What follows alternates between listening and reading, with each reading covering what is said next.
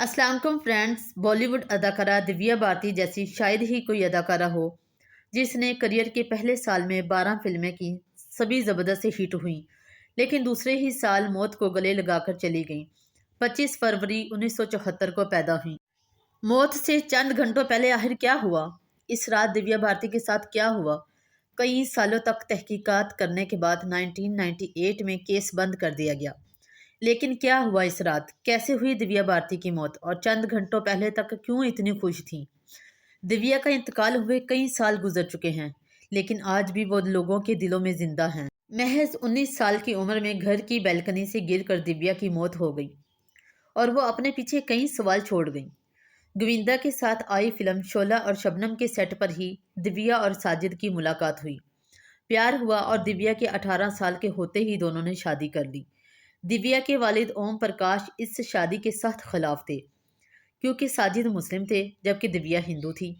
शादी के अगले ही साल दिव्या की मौत हो गई और शक के दायरे में सबसे ज्यादा इनके शोहर साजिद ही रहे। बताया जाता है कि दिव्या की अपनी मां के साथ भी अनबन रहती थी।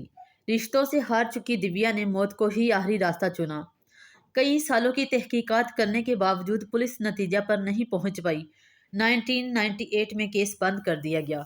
लेकिन क्या हुआ था? इस रात कैसे हुई दिव्या की मौत और चंद घंटों पहले तक क्यों इतनी खुश थी दिव्या? अपनी मौत वाले दिन ही दिव्या ने मुंबई में अपने लिए 4 BH का घर खरीदा था और डील फाइनल थी। दिव्या ने यह खुशखबरी अपने भाई कुणाल को भी दी थी।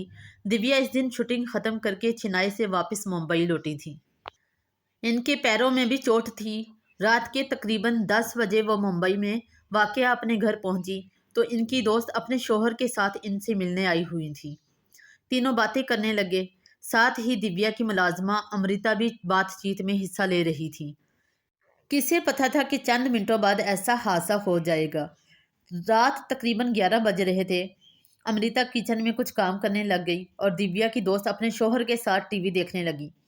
इसी वक्त दिव्या कमरे में खिड़की की तरफ गई और वहीं से तेज आवाज में अपनी मुलाजमा से बातें कर रही थी। दिव्या के कमरे में कोई बैल्कनी नहीं थी, लेकिन वाहिद ऐसी खिड़की थी जिसमें ग्रिल नहीं थी।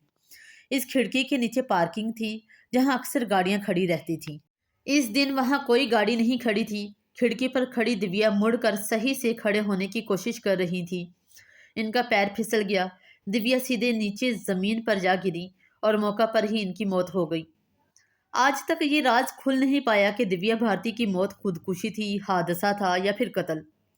अगर वो गम में थी तो उन्होंने अपने लिए नया घर क्यों खरीदा? क्या वाकई इनके शोहर साजिद की कोई साजिश थी? जो भी हुआ, दिव्या सबके दिलों में आज भी राज करती हैं, आज भी बसती हैं।